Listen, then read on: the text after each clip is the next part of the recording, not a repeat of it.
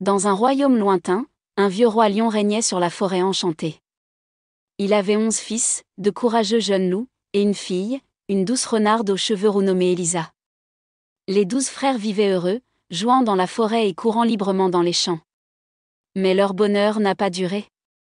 Le roi a épousé une sorcière hibou, froide et impitoyable. Elle détestait les enfants du roi et voulait rester la seule dirigeante du royaume. Alors, une nuit, il murmura une sombre malédiction. Pendant la journée, vous volerez dans le ciel comme des cygnes, mais la nuit, vous serez à nouveau des loups. Incapables de dire au revoir à Elisa, ses frères furent recouverts d'une brume magique et transformés en cygnes aux plumes brillantes.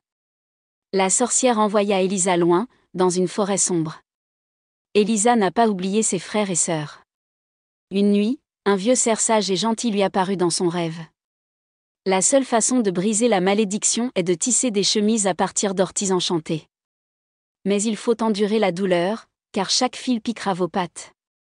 De plus, vous n'avez pas besoin de dire un mot jusqu'à ce que toutes les chemises soient prêtes. Sans réfléchir, Elisa s'est cachée dans une grotte et a commencé à travailler. Chaque ortie lui causait de terribles brûlures, mais il ne s'arrêtait pas. Un jour, un jeune cerf, le prince de la forêt, la découvrit.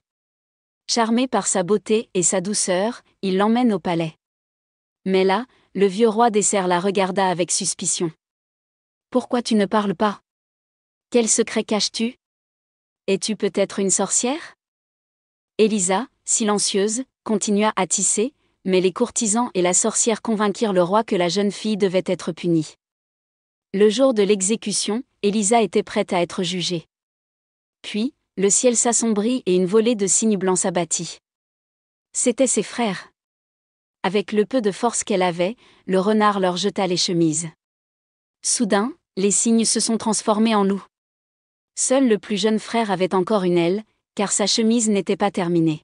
« Ce n'est pas une sorcière. Il nous a sauvés !» crièrent les frères, racontant à tout le monde le sacrifice d'Elisa.